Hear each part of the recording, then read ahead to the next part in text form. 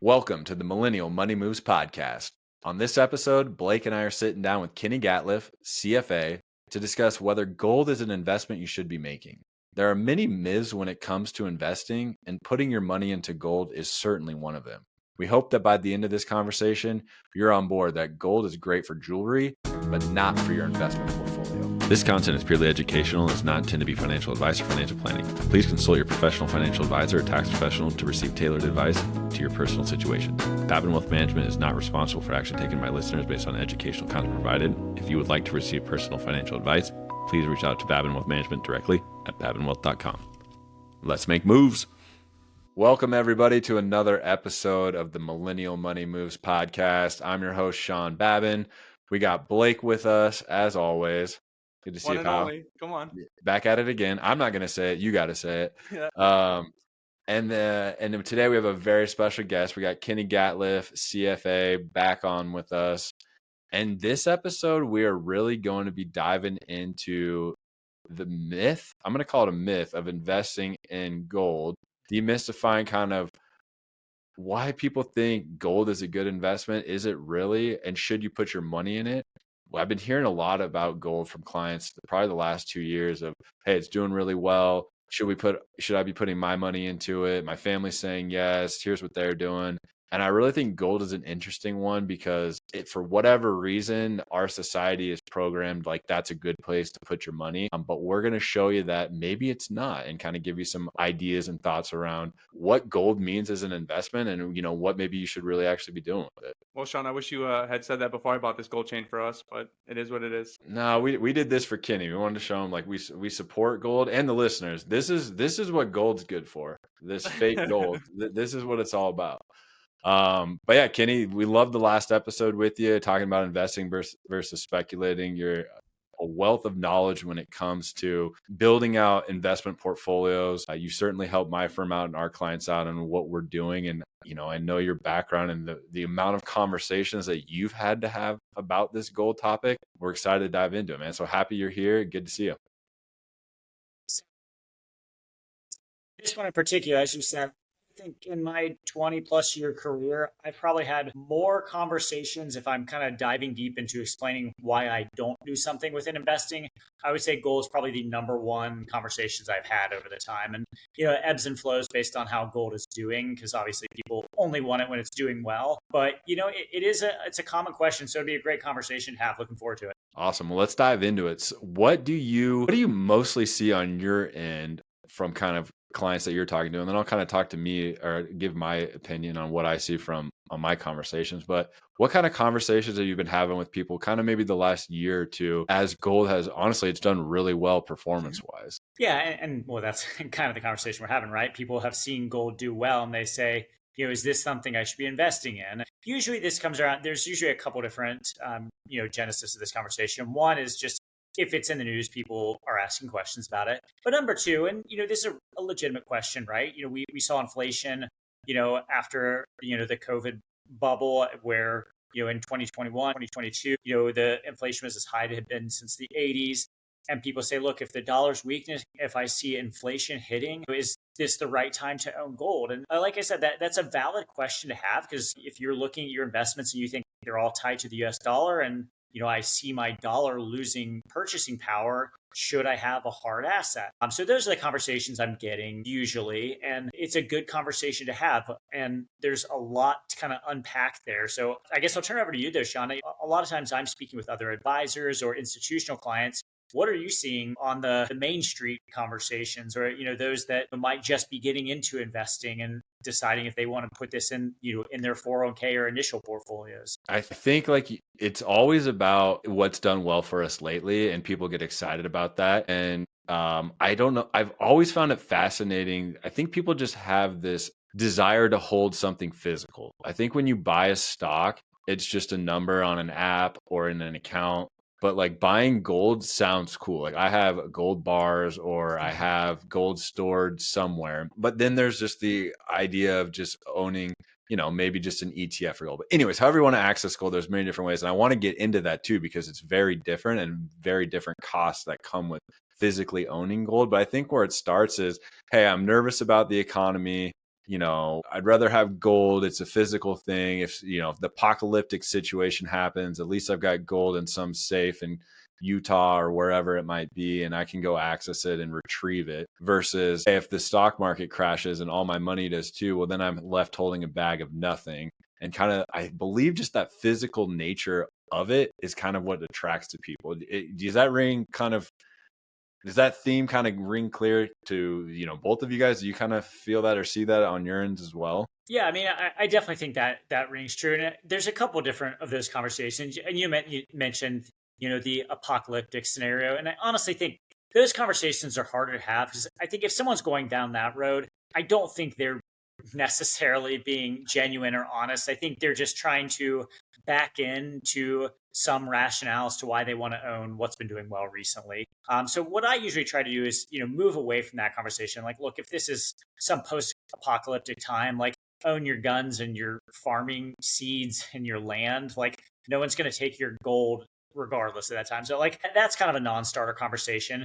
But what I like to do is kind of dig more into that conversation. Like, okay, if we're just in a bad economic time and the dollar weakens and the US economy struggles, is gold a good investment there? And we try to, like I said, dig a little deeper into that conversation because that's a more real conversation to be having. Yeah, I think it's like a fleet of safety mechanism where it historically does do well in times where the stock market or investments are not doing well. And I think that is just what happens because of the shift of money. Money comes out of stocks, goes into gold because it's a fleet for safety. And it becomes a timing mechanism, something that's very, very hard to do with the stock market. And so you're selling out of one investment vehicle that has historically made really, really good rates of returns compared to gold. And we'll talk about the numbers in a little bit, into something that you're just trying to time or weather a storm with. So I think it's an emotional thing. That's what I see on my end from end clients or the Main Street clients. It's an emotional thing of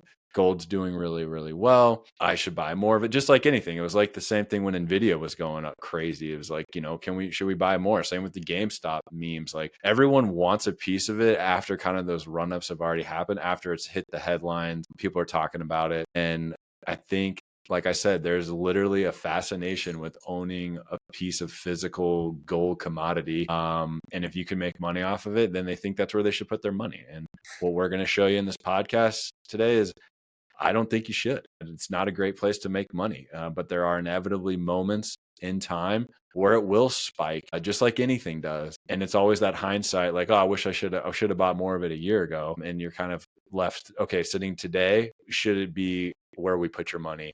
And we'll dive into that a little bit. Hey, can we pause here and unpack this real quick from my lens, if this is cool? When we're saying investors looking into using gold for their portfolio, right? You keep flashing the jewelry, Sean, but we're not necessarily saying it has to be to go buy physical gold, right? There are investment mutual funds that invest in gold on your behalf. Is that fair to start with? Absolutely. Yeah, there's a couple different avenues for buying gold, and that's an interesting thing to talk about too. So yeah, you can just go buy a mutual fund, you can buy an ETF, and that trades all day just like a stock does. It follows typically the price of gold. Or what I've seen people do too is they'll go buy actual physical gold, and it's warehoused and stored somewhere, and they're paying storage fees and they're getting statements every month based on the value of that gold. So yeah, there's many different ways to kind of own gold. But is there an underlying difference in value of that gold, however you invest into it? Like, could you be more beneficial to own the warehouse of gold plates, or should you be looking at mutual fund companies that invest in gold and minerals, right? Is there a underlying difference between how you do that investment and what is the most bang for your buck? Is there a difference in that? Or is it just all come down to how much gold is actually owned? If that makes sense. I think it's a good question. It's an interesting one. I think I don't really understand. I don't understand why the difference of it. I think people who quickly want to access gold and just ride out like the price movements of it usually use like an exchange traded fund or a mutual fund. But then there's people who literally want to own physical gold. They want to take their money that's in their savings accounts or whatever the case may be and put money into physical bars of gold. And I actually had a client come in about a year ago, and gold was like near all-time highs. It's gone even higher since, but she had bought gold and she was showing me her statement, and she was actually underwater, meaning let's say she put $2,000 into it. It was only worth, like, her account was only worth $1,800, and gold had gone up a lot. It was at all-time high. So she was very confused. And I was showing her that there's what's called a spot price, meaning what she bought it at and what she can sell it at.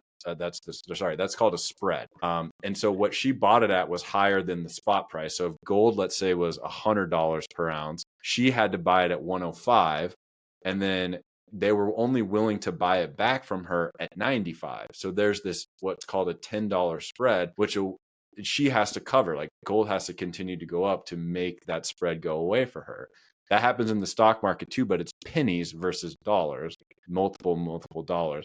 So that was one factor of why she was still underwater. Basically, they weren't willing to buy it back from her at what it was worth today, and therefore she still was down in her account. The other thing that erodes your money when you invest in physical gold is a storage fee. They literally charge you a storage space to own these bars of gold somewhere. So, like, that alone to me shows just the cost of ownership of physical gold is very volatile and erodes your returns, like, right away, right there. Kenny, kind of jump in on that. Like, I'm sure you've kind of seen that before too, where people who really want physical bars pay a lot of money to get access to that. They do. There's a big initial upfront cost, and you're right. There's always a broker in that deal, and the most basic concept, and this is usually from your regular Main Street people. If I'm an institution buying gold blocks or bullion, like, I have better ways of doing it than this. But if I'm, some guy off the street trying to buy a few $1,000s of gold, yeah, I'm running into issues where, you go to essentially a broker called a pawn shop for gold, and right, they're trying to make money. So they're going to, sell it to you for less and buy it off you for more. And so there is that inherent spread. Sometimes, depending on how you do it, sometimes there's storage costs. Sometimes you actually just go home and take it and put it in a safe. And then there's no ongoing cost until you do try to sell it back, and then you run into that same issue. The problem with the ETF, one, you've got your more conspiracy theory concerns of, like, look, you don't actually own it. So when, right, in that time where you actually need it, where it is that, somewhat of apocalyptic society, you're not able to, what you own is an ETF. It's a derivative product essentially. So you don't truly have rights to that. So there is some scenario where the market dictates that, yes, this is technically tied to, gold, but in the end, it's a secondary market with a lot of other people, and you have to have enough buyers and sellers to meet liquidity demands and all that. So there's counterparty risk involved with it. There's ongoing fees with holding that ETF over holding the bars. But, realistically, for the sake of conversation, if you want access to the price of gold, you can do it fairly, cheaply and without risk by doing the ETF. So then I do think it kind of comes to, the conversation where, is that worth doing? And I think that's probably going to, be the next step within our conversation today. But if you do want to buy those gold bars or gold bullion and have it in your safe, like, because you think it feels good, there's a way of doing that. Just know that there is a cost associated with that. Especially the smaller the investor you are, the more of that spread you're paying. That makes perfect sense, Kenny. I would actually ask, and again, trying to dumb it down here, but when we look at gold as an investment opportunity, is it boiled down to the supply and demand of it? AKA, if people start moving their portfolios to more physical or ETFs of gold, we see the price of gold go up and the market's going down with equities, and vice versa. If we see the stock markets flourishing, is that when we start seeing the value of gold and physical minerals, things like that, is start to decline? Is that what really dictates the market of gold? Is that fair to say? 100%. And that's a great lead into part of the reason why, that we generally don't recommend gold as an investment, certainly for someone trying to grow assets, is that, to some degree, it's a zero-sum game with the risky markets. And the reason being is that, if I buy a stock, what am I actually buying there, right? I'm buying the future profits of a company. If I go buy P&G or NVIDIA or Apple, well, as that company theoretically grows in the future, I'm a small owner of that, and I take part in that growth as they generate future profits. Some small piece of that, is earmarked for me as an owner of the company. When I buy gold, the only way that appreciates is if I can sell that to someone in the future for more than I was willing to pay for. There's no dividends. It's not producing profit. There's no goods and services out there. It's truly a speculative asset. And what a speculative asset means is that the price is 100% dictated by supply and demand. And another way of saying that would be by the whims of the overall people in this case. Whereas, you can say the price of Apple is supply and demand. To some degree it is, around a target, what it can go up or down 20% based on, its relative fundamentals. And yes, that moves that. But in the end, Apple has an intrinsic value. Right. And that intrinsic value is going up, assuming that's a profitable company. Gold does not have an intrinsic value. And so its long-term expected return is that of inflation, but just with big changes based on the whims of those people. And to your point, Blake, the whims of those people is going to be counter to what risky assets are doing. And by risky assets, I mean stocks or other assets that do well during growth period and can be hurt during down periods. So that's what it comes down to. In some ways, if you say, look, what you're telling me, Kenny, is it's a great diversifier. So you know what, if I was 65 years old and have a great stock portfolio and want to throw 10% in gold, yeah, that can be a reasonable piece of the portfolio. Again, I think there's better ways of doing it. But I think for the sake of this conversation, saying, look, I've seen it go up 40% in the last year and double in the last, 2.5 years. Sean can check me on that. I haven't really checked it recently.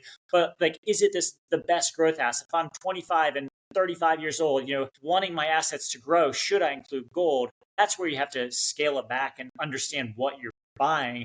And what you're buying, is just going to be a hard value of $1 in the long run, but just with a lot of volatility. It doesn't sound like gold is the route I should take, because it almost sounds like you have to know so much more variables to actually make money back on your gold purchases, is what I'm hearing. Yeah, you have to figure that something different than the person on the other side of that trade. Someone's selling you the gold that thinks that they're getting a good deal by you paying for it at that time. Right. And that's not the case. And I think that this is where it's different with stocks, and people truly don't understand that. If I'm buying Apple stock, someone might just need that money, whatever. It's not them telling me that trade is wrong. Whereas if you could make a little bit of the same argument, if someone's selling gold, yeah, maybe they need to. But the way we see gold prices move so dramatically, that's truly just someone saying, hey, I think I can buy it now because I think it'll be worth more later. And the vast majority of people selling gold are saying, I'm selling it now because I think it's at the right price to sell. I think that, I've made enough off of it.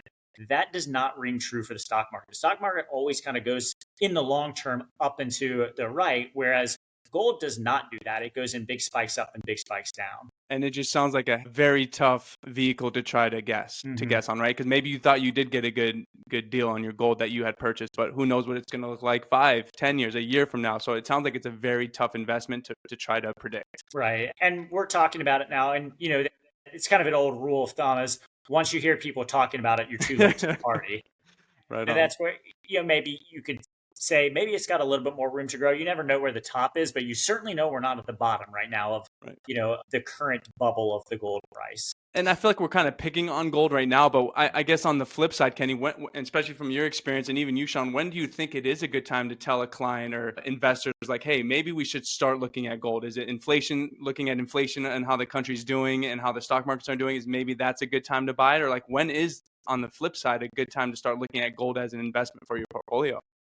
When you have so much money that you need other avenues of diversification. I literally won't look at gold or entertain gold for anybody that doesn't have less than $10 million. Wow. Yeah, I would say if your financial plan is 100% perfect, and just reiterating what Sean said, point. And then outside of that, there's excess. Sure, you want something that maybe moves a little bit different than optimal assets, but you optimize your portfolio until it doesn't make sense to. And I know that's a little bit counterintuitive, but that's definitely my answer. And it would be only for someone who is going to be spending down their portfolio sometime in the near future, either someone in retirement or very close to retirement, where they want some sort of hedge or diversification benefit from it.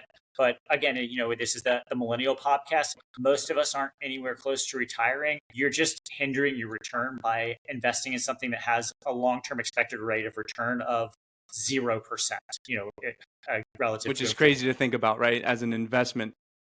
Mm-hmm. Yeah. And people argue with that because they see how much it spiked up now, but you have to, extend that window and that time frame out longer. And you say, oh yeah, it's up 100% now. Well, that was because it was down 50% right before that. It's just made itself back. It's just back to that, that flat line with as I've said a couple times here, with some spikes up and down. And I think Sean's got some good data looking kind of back at the history of it, of, it truly just depends when you bought, whether you had a really good return or whether you had just a horribly, horribly bad return for long periods of time.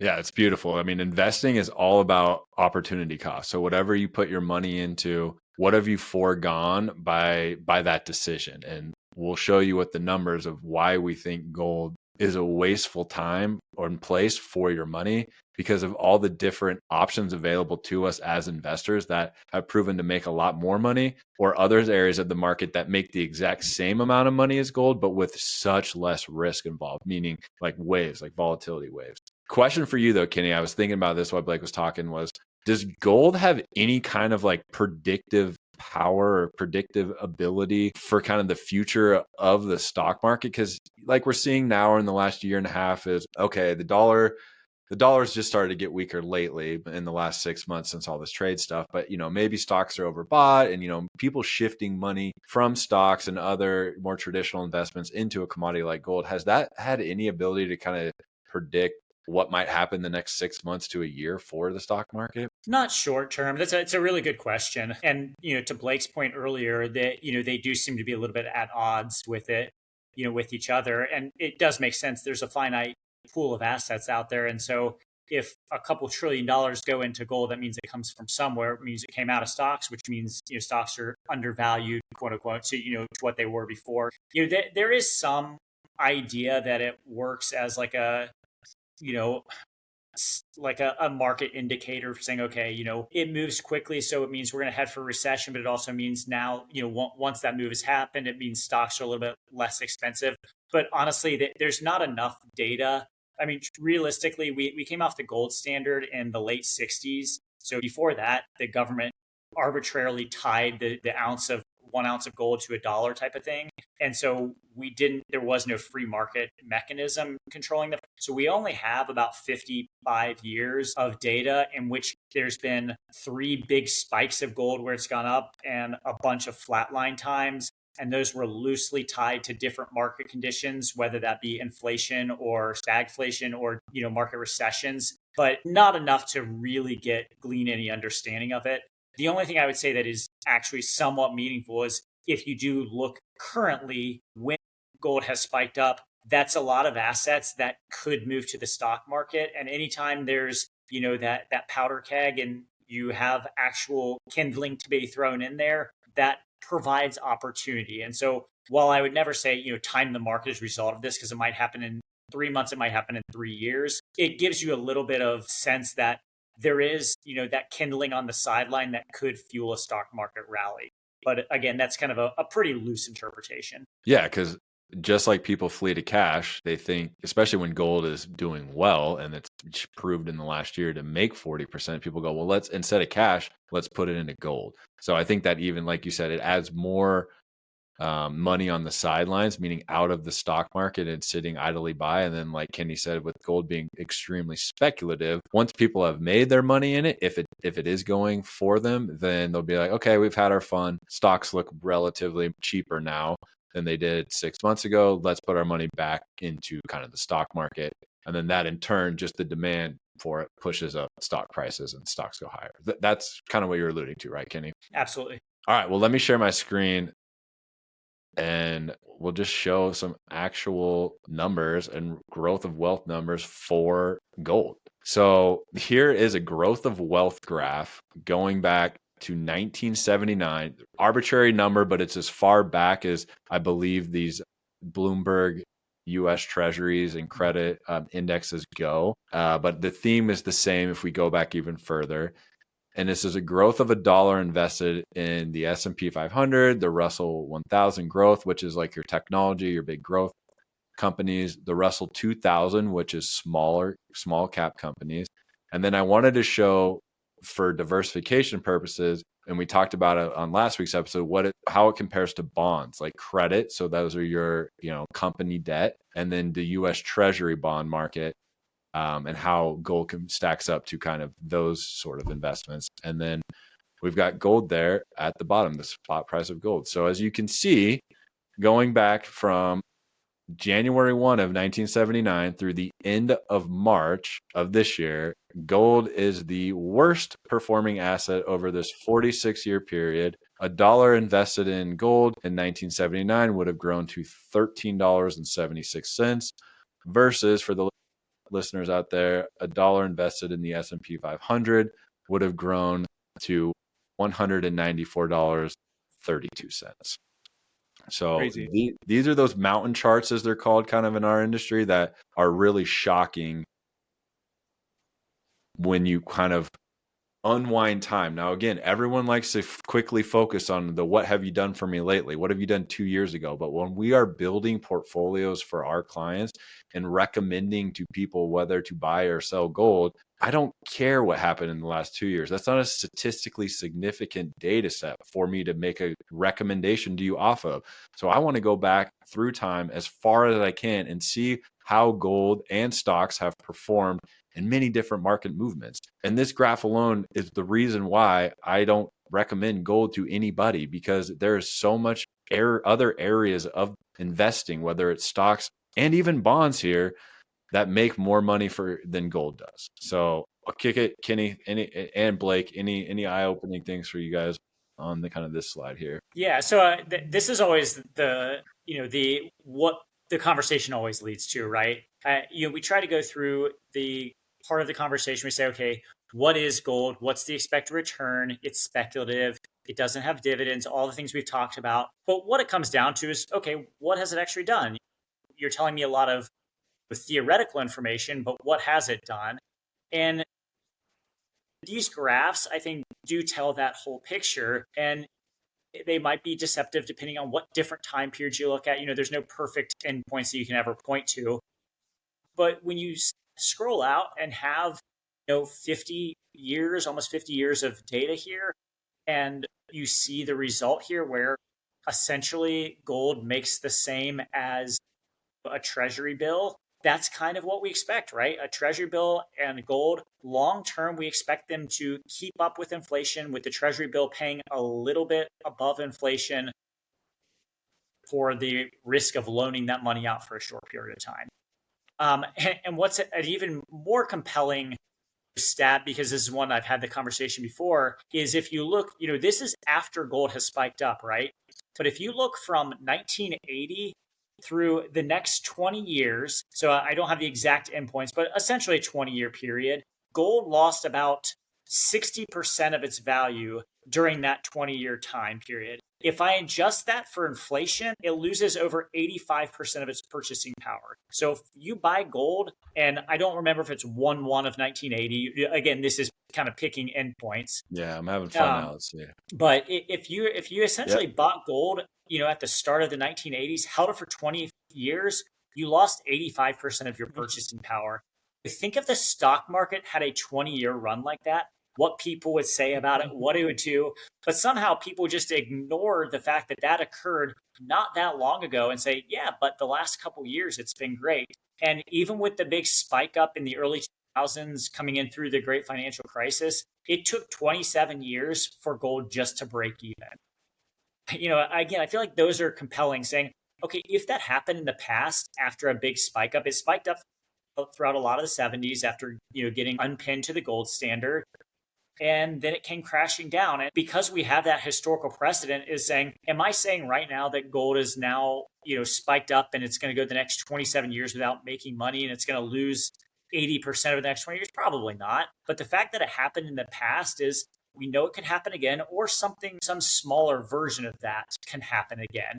And that does show us the pattern of gold. It shows us that pattern of being amazing in the 70s, then being really bad for 20 years, and then being pretty good in the 2000s through the great financial crisis. And that 2000s was a hard time for stocks. And then from 2010 to 2020 being really bad again. And now these last few years, when we had COVID and we've had inflation, it's been good again. So, if you can time it right, yeah, it does have these spikes. But man, outside of those kind of three different spikes, gold has done nothing but lose value over the vast majority of its time period since it's been on the free market standard, so to speak. Yeah, it's it would be a wild thing to put your money into something and then for 20 years you don't make any money off of it. Those are those investing mistakes though that we've alluded to time and time again that people will make, or they'll call it quits on investing because they put their money into gold and it didn't make money for 15 years and the market went, haywire against them, meaning it made a lot more money and they're seeing everybody else make money they're losing. Well, then they go put it in at the top and then the market goes down and then they take it out and then they put it in back into gold and they just play these vicious games with themselves because of this like fear of missing out moments, or like you're just chasing the wrong things at the wrong time. And this is just that 20-year period alone is hopefully proof to you enough if like this is why we don't even include it in people's portfolios or recommend it at all. Is if there was a 20-year time period in stocks that didn't make money, I'm not sure I'd have a job. I don't know if this would work. There's been the last decade from 2000 to 2010 pretty much where US stocks didn't make money, but there was international stocks making money. So there were stocks in other areas of the world making money. And that's, again, the case for diversification. But the reason why we just leave gold out of this completely. Another thing I wanted to highlight, I went back to up to the most current time frame because I wanted, to recognize, yes, here I just filtered by a 1-year rate of return and gold's at 40%. So from March 31st to 2024 to March 31st, 2025, gold's up 40%. That's why we're talking about. That's why I'm hearing it from clients all over the place, is because it's in the news. It's when stocks lose money and gold makes money, people start thinking, well, maybe I need more gold or any gold. But here is where I go to point out why we don't do this at all for people. And it's going back to the beginning of the data set, 1980, looking at the rate of return. So again, we got gold down here. It's averaged a little over 4%. If you took out inflation, it'd be pretty much zero.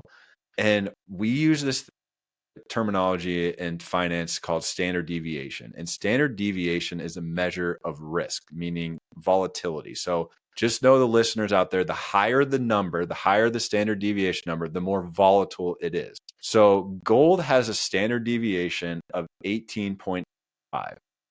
It is almost as risky or volatile as the small cap section of the stock market, which is at 19.87, going back to 1980. But its return is less than 6% each year. So it's small caps has averaged 10%. Gold has averaged 4%. So you are putting your money into one, something that doesn't really make money historically, and is two, extremely volatile. That's why I threw the bonds in there. Bonds have very low standard deviation numbers, a 4 for treasuries and a 7 for US corporate bonds. And they make more money than gold long term, and they're way less than half the volatility of them. And that I had to highlight because that's, again, that's what I point out every single time. I don't want to own gold because look at how volatile it is and look what we're rewarded for it. Pretty much nothing. I think the best part of all this, what I find the funniest is, we mentioned it's up 40%, but that's because now all these people that held on to gold for the last 10, 15 years are finally finding people that are willing to buy it at a premium so that they can unload it from themselves, right? Because that's what's dictating the market. It's finally people want to buy gold again. So all you're really doing is benefiting all those past investors who probably have been sitting on gold and now are seeing the increase of their investment. So those that are buying it are going to be the next generation of having to hold on to it until there's another spike. I think that's hilarious. Stop me if I'm wrong. No, that's well said. I think that could potentially be very accurate. That's what happens when you buy high and sell low. It also kind of reminds me of, Sean, I don't know if this is fair to say, but when an insurance company tries to sell you on an annuity, and don't get me wrong, there's right scenarios for a guaranteed annuity, fixed interest rate, but when you're in our age group and you're buying a guaranteed 3% interest on your annuity, think about all the market you just missed out on, even in the next 5-10 years, right? But it almost kind of feels some type of similar to like the gold perspective. It's like, hey, it's a steady investment, right? But like, think about all the market potential you may have missed out on holding on to that gold, aka holding on to that guaranteed interest rate on an annuity, right? Again, investing is all about opportunity cost. It's what you're comfortable with. It's what you're not comfortable with. The annuity conversation is one we will certainly have because, wow, that's a complex space and people can get sold bills of goods. Anyways, but gold And this conversation is exactly what you said. If you think, or you got sold that gold is the thing, you can catch runs with it. Like in the last year, if you put your money in gold 2 years ago, you're feeling pretty damn good about yourself. Right. But if If you you bought put gold in the gold 80s, 80s, you weren't and if feeling too that good for no, and so we use these kind of rule based and just return numbers. Like it's data, it's black and white, yes or no, kind of is the output for do we invest or do we not. And Kenny, I want to kick it back to you on that kind of volatility conversation of, the standard deviations or the risk measures being so high for gold and the overall return being, I mean, if you remove inflation, you're probably looking at 0.5% a year. Yeah. No, and that's what, when we talk about risk, what does risk actually mean for you? It means that it's going to have some negative consequence on you as an investor. And that's where, I look at this twofold and say, okay, what if I'm a millennial, someone who's young in my career investing in gold? Well, Blake hit on the head that you're giving up a ton of opportunity cost unless you time it exactly right. Get in at the bottom and get out at the top. You have to get both of those things right. And that's one thing we haven't talked about as well, saying, okay, so it's run up 40% since you bought it a year ago. Are you selling now? When are you selling? Did you sell 6 months ago when it was only up 10%? Are you going to wait until it's up some magic number? Knowing when to sell, and maybe you hang on for another couple years and maybe it goes down 10% and you say, I'm going to wait till it's back to its top, peak, and it doesn't come back for 10 years. And so, yeah, maybe you bought at the right time, but you didn't sell at the right time. So you still missed it. So, the separate topic. Going back to kind of what I was saying, if I'm young investing in something that's suboptimal, which I think we've kind of described gold as pretty suboptimal, I'm missing a ton of opportunity costs. And that's a huge difference. The idea of, I think, Sean, your growth of wealth numbers over 45 years there, it went from gold grew $1 to 13, whereas the S&P grew to 190. Think if that's real money. Think if that's $10,000. You either have 130,000 in retirement, or you've got 7-8 figures in that. I was going to say I can't even do that, man. That's a lot of money. It was a lot of math. That's $19 million. That's a gigantic difference. Huge. In your overall net worth in retirement. But to, flip that on its head a little bit. What if you are entering retirement where you say, you know what, I'm just putting this gold in for diversification. I'm going to put 20% of my portfolio. Well, again, this is worst case scenario, but think if you did that in 1980, and for the next 20 years of your retirement, that 20% of your portfolio lost 80% of its value. You did not have the kind of retirement. In fact, you might have had to go back to work if that piece of your portfolio that you thought was going to be pretty good, that was going to be kind of your stalwart, that you thought was going to be consistent no matter what else was going on, just absolutely tanked for 20 to 25 years. So I think those are the two things that are actual measurable risk. One is, if you're missing out on opportunity costs, and two is if you have this long sustained underperformance where you can't have the withdrawal rate you need, don't have the spending money that you need. And so if I'm looking at gold as a risky asset, you might say, no, it's not risky. It's, it's a hard asset. It's just, it's going to plug along next to the dollar. Well, it's not. And those are the two ways where it's risky. And those are really the only two, salient measures of risk in a portfolio, and it fails on both of them. Crazy. Yeah, well said. It's if you get in at the right time, it becomes a timing element, and what timing elements equals speculation. Like that's all it is. It's no proven kind of track record of making money. We just showed you its proven track record is to lose you money if you add inflation in the mix. So when Kenny and I talked about investing versus speculating and building portfolios for our clients, it's adding different areas to a client's investments that one reduces the risk while increasing the expected rate of return of a portfolio. If we were to add gold to our client's portfolio, we would be increasing the risk and decreasing the expected rate of return to a portfolio. And that is case number 1,000 while we do not put gold into clients' portfolios. So I hope that a listener out there gathered from this conversation that one, gold is just pure speculative investment. It doesn't come with any metrics or growth or dividends, or you're not buying into any equity stake. It is just purely supply and demand. And if enough people run into gold, meaning put their money into gold, and you're in gold, the price should go up. If enough people come out of gold, meaning sell gold, the price will go down. There's no fundamentals that you're buying. The second piece is I hope you saw that over a long period of time, gold doesn't return much for us. And that's the reason why we can't recommend it to anybody.